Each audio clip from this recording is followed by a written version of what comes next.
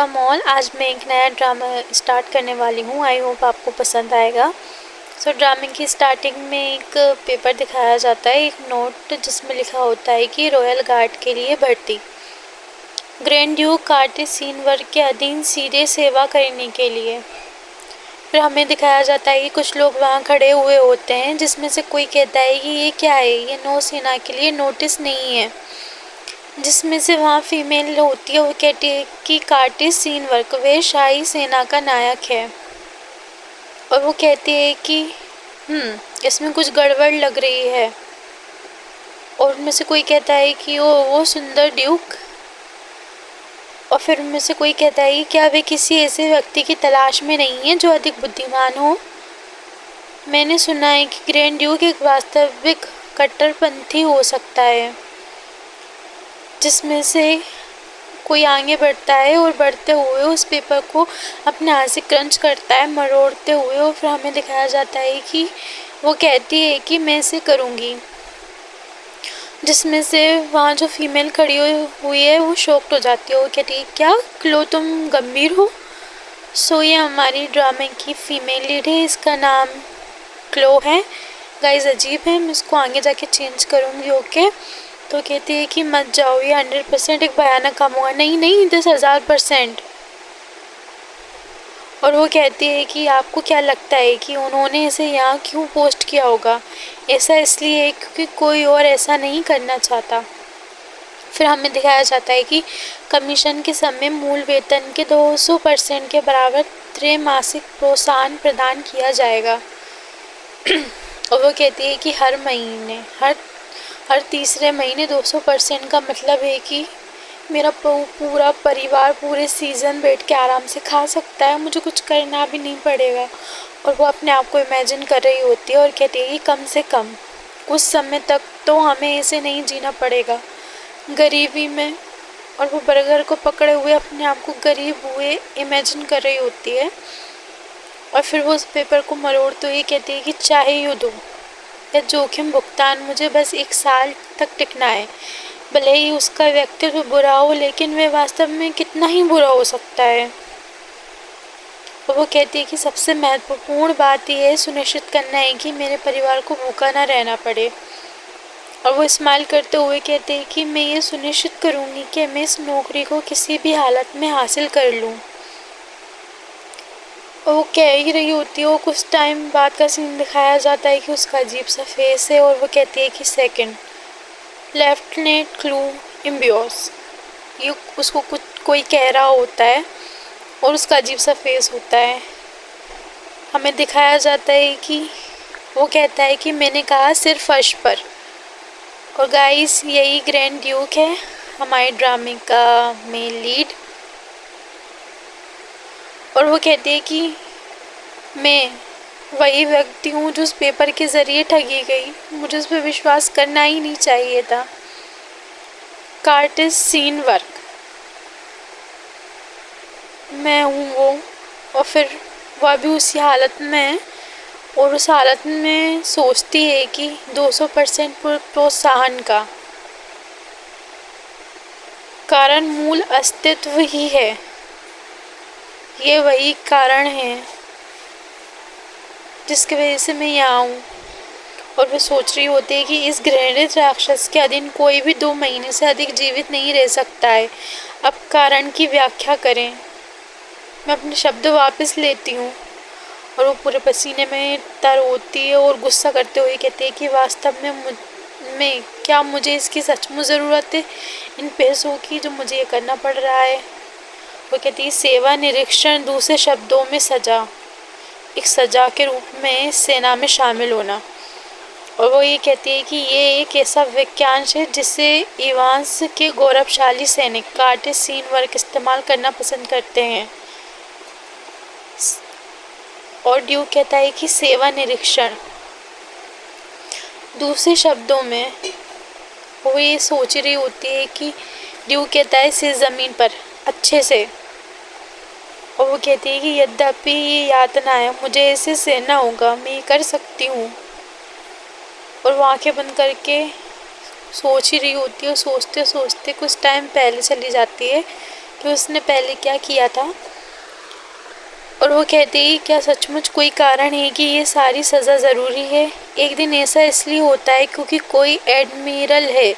अगले दिन हमें ओवर टाइम काम करने के लिए मजबूर किया जाता है, ज़बरदस्ती घसीटा जाता है एक ऐसे राजा के लिए जो काम कर्मचारियों को ये करने के लिए मजबूर करता है। आपने मुझे अपना सहायक क्यों बनाया, और ये कह रही होती है। फिर हमें दिखाया जाता है कि वो पेपर को क्रंच कर रही होती है और कहती है कि इससे पहले कि मैं पकड़ी जाऊं मुझे इसे फेंक देना होगा। राज्य के नायक ब्रिगेडियर जनरल कार्टेसियन वर्क।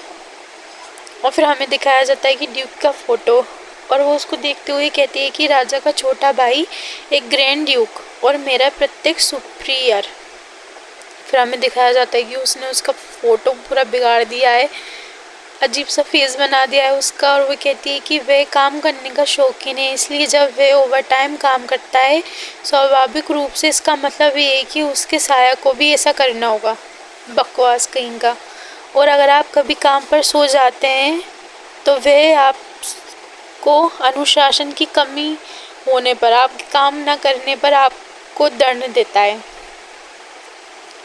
और फिर वो कहती है उस पेपर को मरोड़ते हुए खुफियापंती से, वाह अगर मैं पकड़ी गई तो सचमुच मर जाऊंगी। और फिर वो कहती है कि क्या करना चाहिए, मुझे इससे निगल लेना चाहिए, क्या मैं इसको खा जाऊं। वो कहती है कि लेकिन फिर भी ठीक है, मैं ये कर सकती हूँ, कम से कम मैं इस सज़ा से तो बच सकती हूँ।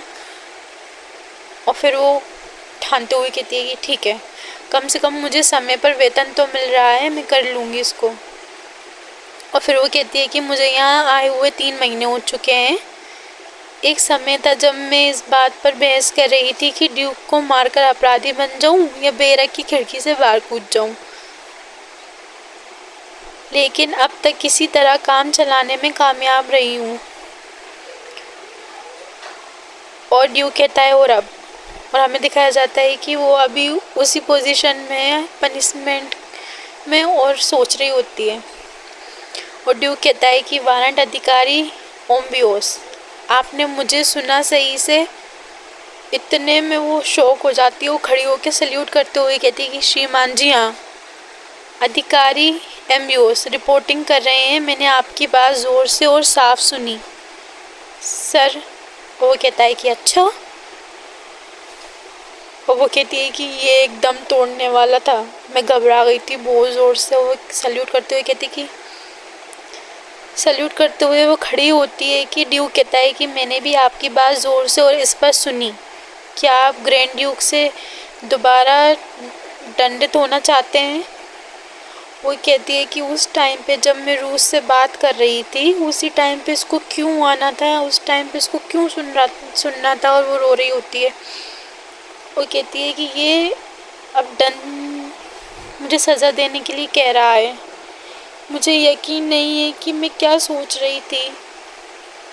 और वो रो रही होती है और वो उसको देखता है और फिर वो झुक जाती है और वापस से कहती है कि मुझे माफ़ कर दो, मैं अपनी सज़ा को 30 मिनट और बढ़ा देती हूँ।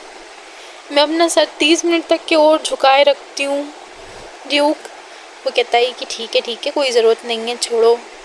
वो मासूम सी शक्ल बनाने लगती है और कहती है कि हालांकि ऐसा लगता है कि 3 महीने बाद हमारा वारंट अधिकारी काफ़ी कम हो गया है, आपको वापस अपने ड्यूटी के लिए लाने के लिए मुझे कुछ सोचना पड़ेगा।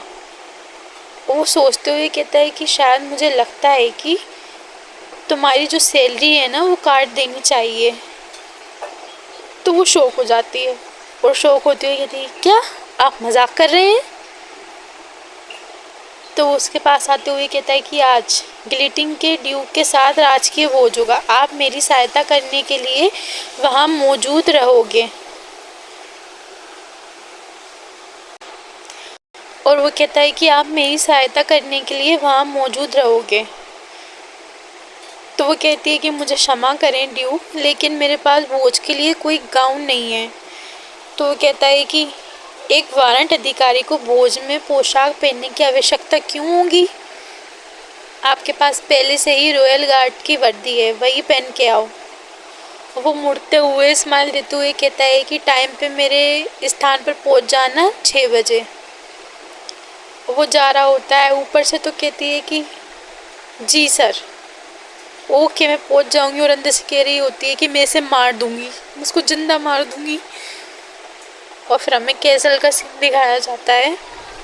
फिर हमें दिखाया जाता है कि वो कहती है कि गुड इवनिंग, और बटलर आता है और वो कहता है कि ये सोचकर कि वे बोझ में एक महिला साइका को लेकर आए हैं, ड्यूक निश्चय ही कुछ सोच रहे होंगे। और जिस पर वो कहती है कि क्षमा करें, वो कहती है कि क्या आज भोज मूलतः ड्यूक के विवाह की तैयारी के लिए रखा गया है और उन्होंने मुझे क्यों बुलाया। वो बिल्कुल शौक रही होती है और सोच रही होती है कि क्यों।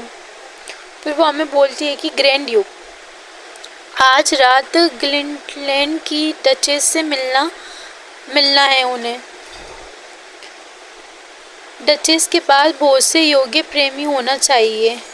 आंसू भरते हुए वो कहती है कि फिर उन्होंने इस टाइम पे मुझे क्यों बुलाया। जिस पे बटलर कहता है कि खैर हमारे ड्यूक को अपने वंश के कारण ज़्यादा कुछ कहने का अधिकार नहीं है। तो वो कुछ सोचते हुए कहती है कि क्या उसके पास ज़्यादा कहने को कुछ नहीं है, क्या उस पर इसके लिए दबाव डाला जा रहा है। और फिर वो कहती है कि ठीक है, मुझे क्या ही करना है, मेरा मन करता है कि मैं खुद उस पर गंदगी डाल दूँ। इतने में ड्यूक आ जाता है। वो कहता है कि वारंट अधिकारी एम्बियोस, और दोनों उसको मुड़ के देखते हैं। वो कहता है कि आप में अपेक्षा से दे रहे हैं। और वो उस टाइम पे उसको देखती है और वो कहती है कि सर, हाँ सर, माफ़ी चाहती हूँ, मुझे माफ़ कर दो, मैं थोड़ी सी लेट हो गई। और वो उसको देख रहा होता है और फिर वो उससे कहता है कि आपकी वर्दी पूरी तरह से झुर्रीदार हो गई है और आपको औपचारिक सजावट कहाँ है। और वो कहती है कि क्षमा करें। फिर वो अपने गले से ब्रोच उतारता है और ब्रोच उतारते हुए हमारी फीमेल लीड के पास आता है और उसके लगा देता है और कहता है कि कम से कम इसे तो पहन लो, मैं अपने साइका को ऐसे नहीं देख सकता।